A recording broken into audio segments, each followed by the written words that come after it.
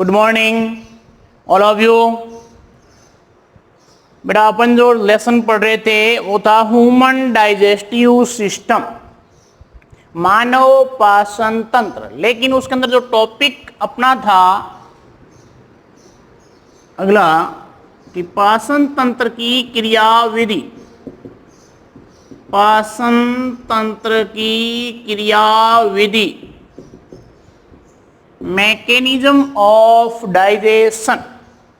ध्यान दीजिए बेटा, कई लोगों के दिमाग में आता होगा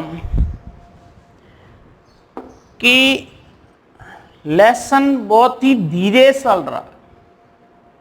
मैं आपको बता दूं, जब लेसन धीरे चल रहा है इसका मतलब कुछ रीजन है। रीजन ये है कि जल्दी से पढ़ाना, चैप्टर को जल्दी से कंप्लीट करवाना कहीं न कहीं एक मिस्टेक है, क्योंकि हमको केवल पढ़ाने से मतलब नहीं, सामने स्टूडेंट को भी समझ में आए और उसके दिमाग में हाथों हाथ वो मैटर क्लियर हो, तभी बात बनती है। तभी हम कह रहे हैं कि इसलिए स्लोली चल रहा है और उसका रिजल्ट आपने देखा ही है, और जिसका जिक्र करने की जरूरत ही नहीं है आपके सामने, क्योंकि आपको ध्यान है कि 56 student, 56 student and more than 90 plus number. तो आप समझिए कि 90 से प्लस नंबर लाने वाले स्टूडेंट 56 जिनकी संख्या है, इसका मतलब कुछ तो वो इनसे सीखे हैं और वो भी अच्छे से, तब वो 99 तक पहुंचे हैं। हो सकता है कहीं कमी रहेगी, वो 100% नहीं हासिल कर सके, लेकिन 99 पे भी संख्या काफी है 6-7 जनों की। तो इसलिए, और 95 से भी है वो बहुत अधिक है। तो इसलिए कहने का मतलब है कि हम जब अच्छे से पढ़ेंगे, हर मैटर को उसी दिन क्लियर करेंगे और स्लोली उसको अच्छे से समझेंगे, तो नो डाउट आपका मैटर आराम से क्लियर हो जाएगा। चलो अब अपन टॉपिक पे आते हैं, पाचन तंत्र की क्रियाविधि पे। यहां पे ध्यान दें बेटा, सबसे पहले ये कहा गया है कि ह्यूमन की बॉडी में जो पाचन तंत्र की क्रियाविधि है उनको निम्नलिखित बिंदुओं के आधार पर समझाया जाता है, या वो निम्न बिंदुओं के आधार पर संपन्न होती है। इनिगेशन कहते हैं, अंतःग्रहण कहते हैं। तो ध्यान दें, अंतःग्रहण सबसे पहला पॉइंट है। अब यहां पर एक बात बनती है, ये क्या होता है अंतःग्रहण? ध्यान दें इनिगेशन के बारे में, क्या मनुष्य या मानव के द्वारा भोजन को मुख गुहा में लेने की प्रक्रिया को, भोजन को मुख गुहा में लेने या प्रवेश करवाने की प्रक्रिया जो होती है, मतलब बोले तो प्रोसेस जो होता है, वो कहलाता है अंतःग्रहण। कि मनुष्य के द्वारा भोजन को मुख गुहा में प्रवेश करवाना, ये हो गया अंतःग्रहण। इसके बाद में बेटा क्या होता है, सुनिएगा। इसके बाद में ये होता है कि भोजन को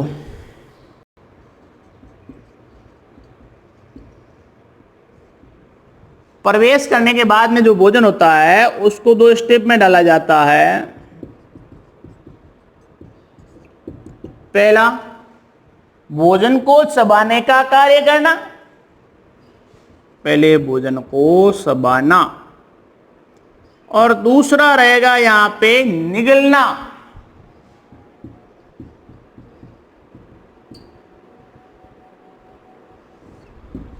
दूसरा क्या रहेगा? निगलना।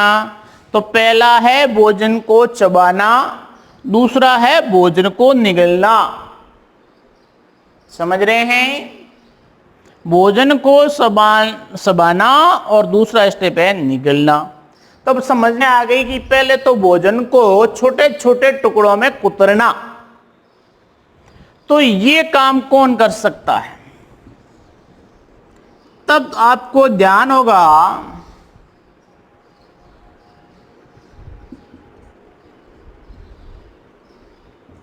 इंसीजर जो दांत होते हैं, जो कर्तनक दांत होते हैं, कर्तक दांत होते हैं, इंसीजर जो दांत होते हैं हमारे, ये दांत भोजन को, जो भोजन के बड़े बड़े टुकड़े होते हैं, उनको छोटे छोटे टुकड़ों में चबाने का या तोड़ने का कार्य करता है।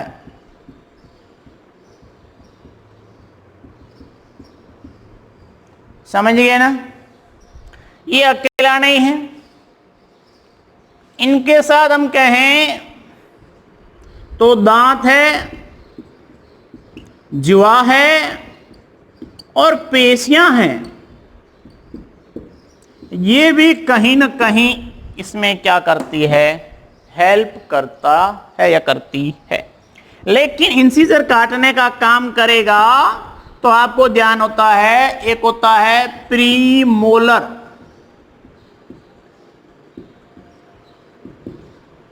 और एक होता है मोलर दांत, है ना। Incisor, canine, premolar and molar दांतों के 4 प्रकार होते हैं। उसमें से ये बड़े वाले जो दांत होते हैं, ये इसको कुतरने के बाद में आगे चबाने में सहायता करते हैं, और फिर ये आगे दांत और जिह्वा पेशियों के माध्यम से मुख गुहा से आगे बढ़ाने का कार्य करते हैं। लेकिन बात आई कि हमने भोजन को मुंह में ले लिया, फिर इसको बेटा हमने कुतर लिया, कुतरने के बाद छोटे छोटे टुकड़े बंट गए, फिर उसको चबा दिया गया। उसके बाद में आपको ध्यान होगा कि मुख गुहा में, किसके अंदर? मुख गुहा में क्या पाई जाती है? जिह्वा, जीभ पाई जाती है ना, टंग। अब हम कहेंगे ये जिह्वा जिसमें पाई जाती है लार ग्रंथियां। क्या पाई जाती है बेटा? लार ग्रंथियां। और ये लार ग्रंथि रहती है कितने जोड़ी? 3 जोड़ी। समझे क्या?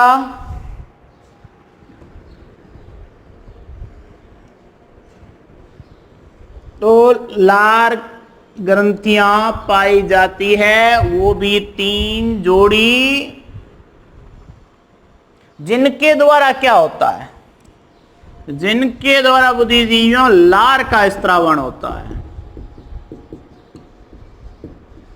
किसका स्त्रावण हो जाता है? लार का स्त्रावण हो जाता है। अब एक यहां बात बनती है कि लार क्या करेगी?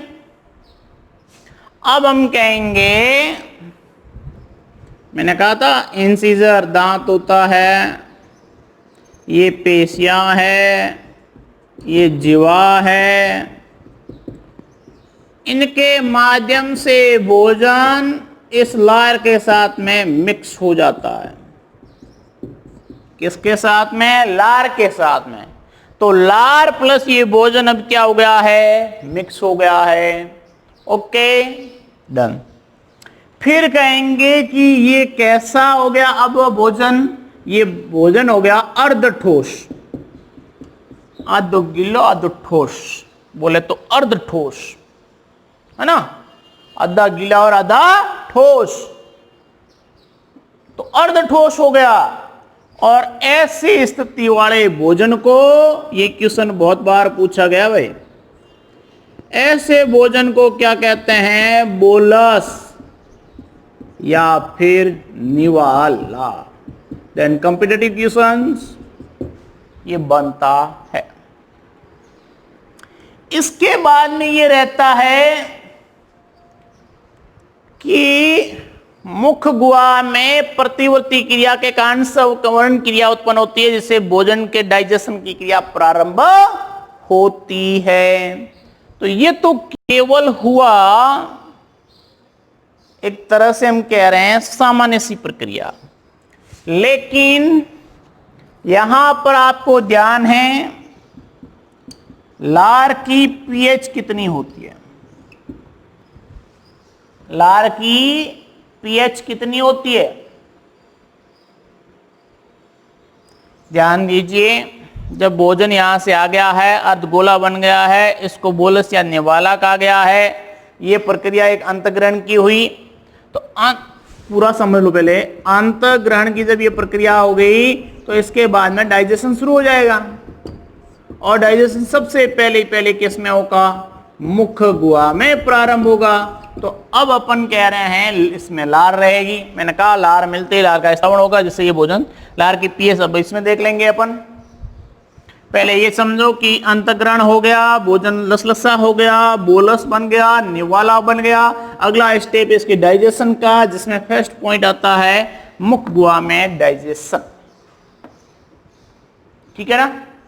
अब ध्यान दीजिए प्राणी लोगों की, जब अपन बात कर रहे हैं मूत्र कैविटी की, मुख्य गुहा की, तब आपके अंदर ध्यान में आ गया होगा कि सबसे पहले जब मुख्य गुहा की बात आ जाती है तब आपको ध्यान होता है कि इसमें लार ग्रंथि पाई जाती है, लार का स्त्रावण करती है, 3 जोड़ी पाई जाती है।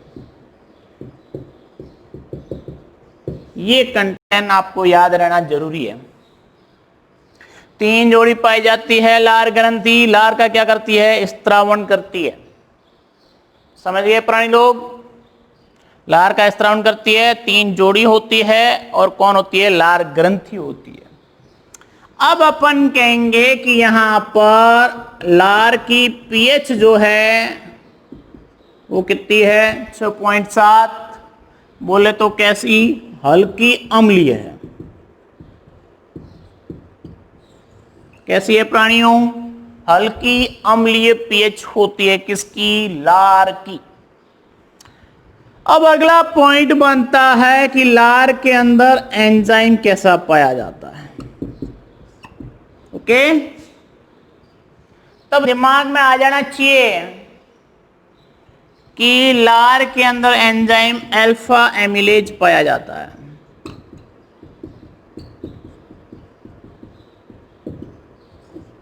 कैसा एंजाइम है, alpha amylase enzyme. Okay, next point बनता है कि मुख्य गुहा में डाइजेशन होता किसका है, किस पदार्थ का होता है। तब ध्यान रखिएगा, डाइजेशन किसका होता है, कार्बोहाइड्रेट का। क्वेश्चन बनता है कि मानव के मुख्य गुहा में कौन से पदार्थ का डाइजेशन होता है, पाचन होता है। तो आंसर आ जाता है कार्बोहाइड्रेट। समझे क्या, क्या आ जाता है आंसर, कार्बोहाइड्रेट। फिर ये क्वेश्चन और आगे बढ़ता है, क्या बनता है, फिर ये बनता है कि क्या इसका पूर्ण डाइजेशन यही हो जाता है या आधा आंशिक होता है। यह भी क्वेश्चन जबरदस्त कॉम्पिटिटिव एग्जाम में पूछा जाता है प्राणियों।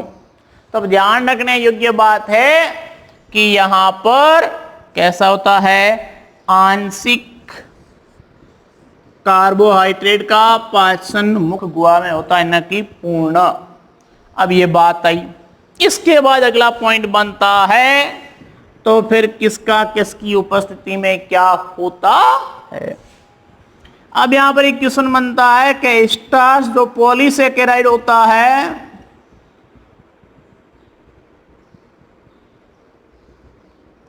ये स्टार्च अल्फा एमिलेज एंजाइम की उपस्थिति में माल्टोज प्लस डेक्स्ट्रीन में बदल जाता है।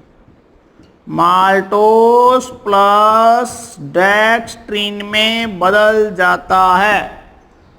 किसमें बदल जाता है बेटा? माल्टोज प्लस डेक्स्ट्रीन में बदल जाता है, जिसमें डेक्स्ट्रीन में 3 से 9 ग्लूकोज के मॉलिक्यूल पाए जाते हैं या अणु होते हैं।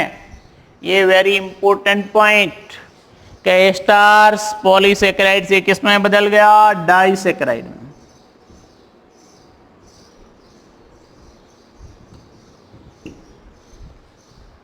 अब ध्यान दें बेटा, यहां पर अम्लीयता को यदि उदासीन करना है, किसको? अम्लीयता को उदासीन करने के लिए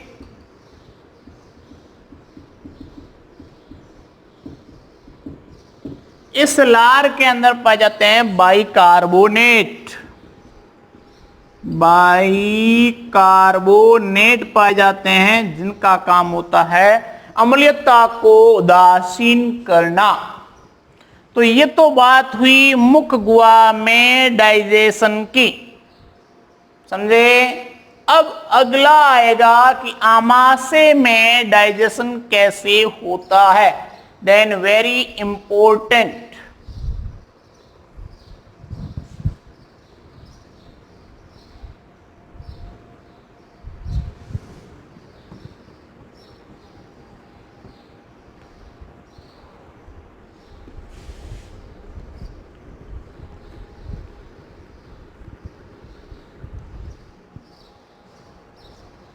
तो 2 नंबर पॉइंट आया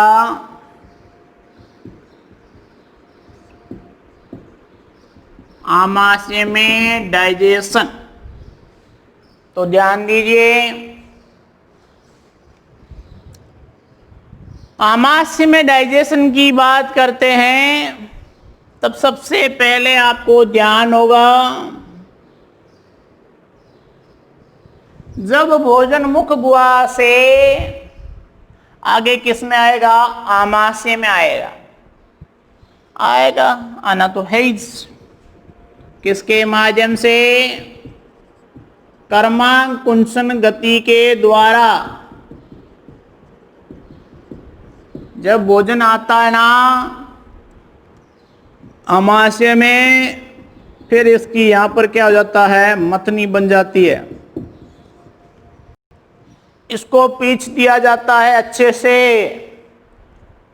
आटे की चक्की होती है ना, बाजरी डालने से आटा बना देती है। कहते हैं कि बूढ़े लोगों की अंदर की मशीन बड़ी तेज होती है। मशीन का मतलब बोले तो ये चीज है जो डाइजेशन अच्छे से कर लेती है। अब तो ज्यादा पेट खाओगे तो ओबेसिटी बन जाएगी, मोटापा बन जाएगा। लेकिन पहले की जो डाइजेशन की शक्ति थी वो काफी अधिक थी। अब लोग खाते ही ऐसे हैं तो उसका डाइजेशन ऐसे ही होता है।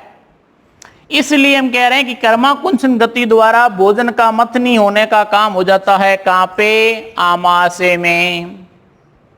समझ रहे हैं क्या अच्छे से? आमाशय में किसका मंथनी होगी? भोजन की। कौन सी गति से? कर्माकुंचन गति के द्वारा। अगला पॉइंट बुद्धिजीवी बनता है कि यहां पर डाइजेशन होता किसका है? तब ध्यान रखना है प्रोटीन का। किसका? प्रोटीन का। अब ये भी पूर्ण या आंशिक? पूर्ण यहां भी नहीं होता है, आधा अधूरा होता है, इसलिए हम इसको क्या कहेंगे? आंशिक कहेंगे। फिर बात आती है कि यहां भोजन क्या रुकता है? बोले तो आमाशय में बिल्कुल रुकता है 3 से 4 घंटे।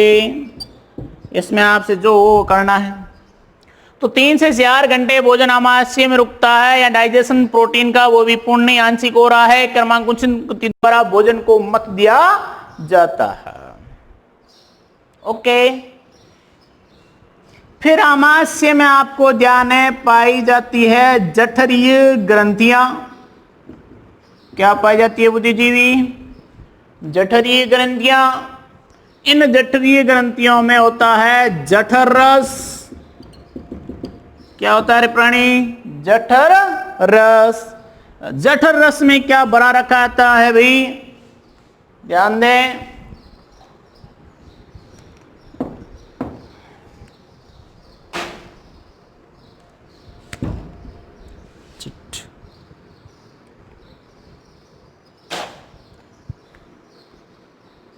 तो जठर रस की बात जहां कर रहे हैं वहां आपको ध्यान एक होता है HCl। इसमें क्या होता है? HCl, श्लेष्मा,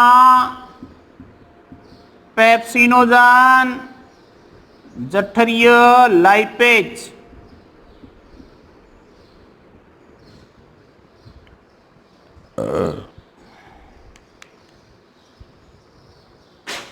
ठीक है, अब आप ध्यान दो एक एक के बारे में क्या होता है और फिर आमाशय में डाइजेशन कंप्लीट हो जाएगा।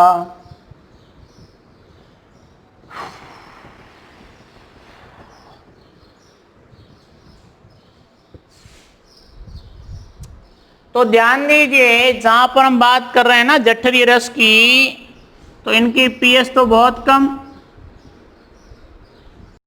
1.2, 1 से 2 के मध्य रहती है। मतलब क्या कहेंगे इसको? हल्की अम्लीय या कम अम्लीय कहेंगे?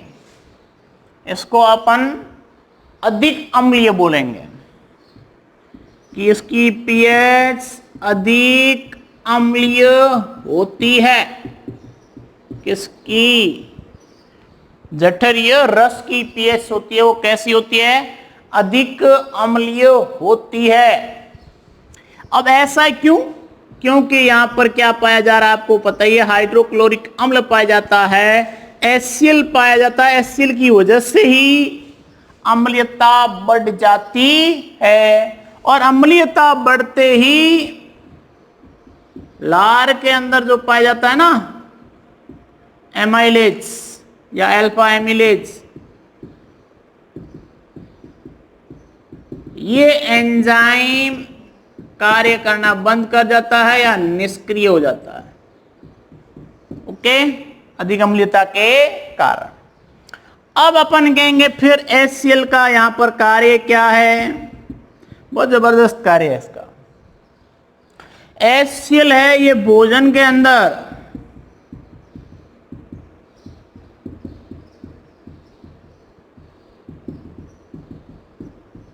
जीवाणुओं को नष्ट करने का कार्य करता है,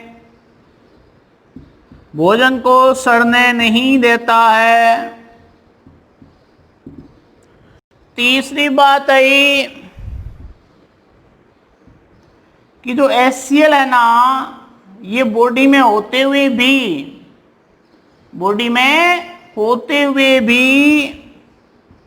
ये तो क्वेश्चन बहुत बार पूछा गया है कि आमाशय भित्ति को नुकसान क्यों नहीं पहुंचाता? आमाशय भित्ति को नुकसान क्यों नहीं पहुंचाता? इतना एसिड भर के रखा है किसमें? आमाशय में। तो फिर ये आमाशय की भित्ति को नुकसान क्यों नहीं पहुंचाता? देन जबरदस्त क्वेश्चन, जिसका आंसर ये रहता है कि आमाशय के भित्ति की जो आंतरिक लेयर है, इस आंतरिक लेयर पर श्लेष्मा का मोटा आवरण पाया जाता है। तो ये रोल हो गया श्लेष्मा का। श्लेष्मा का मोटा आवरण पाए जाने के कारण, म्यूकस का मोटा आवरण पाए जाने के कारण HCl इसकी लेयर को नुकसान नहीं पहुंचा सकता, क्षति नहीं पहुंचा सकता, उसको भेद नहीं सकता। तो ये था HCl का। फिर HCl को इतना थोड़ा और भी काम करता है। HCl क्या करता है कि इस जठर रस के अंदर एक निष्क्रिय एंजाइम होता है जिसका नाम है पेप्सिनोजन। इसको कर देता है सक्रिय। क्या कर देता है? इसको कर देता है एक्टिव। ओके, तो HCl ने क्या किया?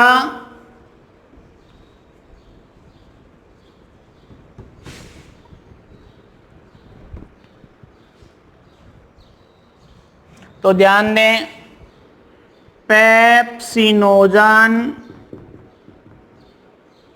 जो निष्क्रिय है इसके ऊपर काम कर रहा है HCl और ये बदल जाता है पेप्सिन में, और ये पेप्सिन है ये कैसा है, सक्रिय। ओके, पेप्सिन सक्रिय है। तो ध्यान दीजिए, अब पेप्सिन क्या करेगा। पेप्सिन हमने कहा कि आमाशय में किसका डाइजेशन होता है, प्रोटीन का। प्रोटीन को पेप्सिन प्लस HCl की उपस्थिति में ये बदल जाएगा प्रोटियोज, पेप्टॉन एंड पॉलीपेप्टाइड।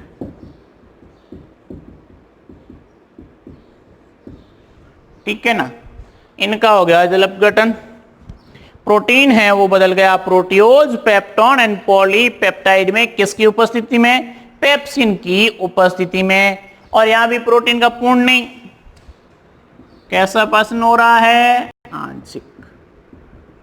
तो ये बेटा होगी पेप्सिनोजन की क्रियाविधि। सॉरी बोले तो क्रियाविधि कहो या मैं अपनी एक्टिविटी बोलो, श्लेष्मा की होगी, HCl की होगी। अब अपने पास में रहा है जठरीय लाइपेज। अब मक्खन में जो ट्राइब्यूटायरिन होता है,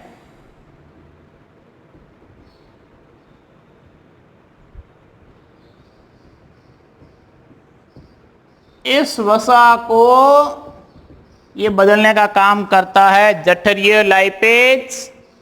अब क्या है, जठरीय लाइपेज है ये पूर्ण रूप से वसा का पाचन नहीं कर सकता, इतनी इसके अंदर एबिलिटी नहीं है कि वसा का पूर्ण पाचन कर ले, इतनी एबिलिटी जठरीय लाइपेज में नहीं है। लेकिन ये जठरीय लाइपेज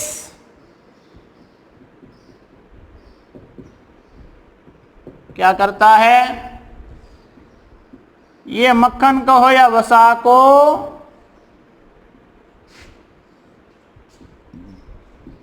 इसकी लाइपेज की उपस्थिति में वसीय अम्ल प्लस ग्लिसरॉल में बदल देता है। किस में बदल देता है बेटा, वसीय अम्ल प्लस ग्लिसरॉल में बदल देता है। तो ये हुआ एक तरह से आमाशय में पाचन या डाइजेशन। तो हमने अंतग्रहण पढ़ा नंबर 1, अंतग्रहण के बाद में पाचन शुरू हुआ, दूसरा स्टेप जिसके अंदर मुख गुहा में पाचन, अब है आमाशय में पाचन, और अगला स्टेप आ जाएगा छोटी आंत और बड़ी आंत में पाचन। तो थैंक यू सो मच, इसको अच्छे से पढ़ लेना। अगला हमारा होगा छोटी आंत और बड़ी आंत में पाचन क्रिया, जबकि मैक्सिमम जो है आपको ध्यान है छोटी आंत में ही डाइजेशन की क्रिया होती है, इसलिए उसको कल अच्छे से समझाया जाएगा। तो थैंक यू सो मच, पढ़ते रहिए, बढ़ते रहिए, इसी तरीके से याद करते रहिए।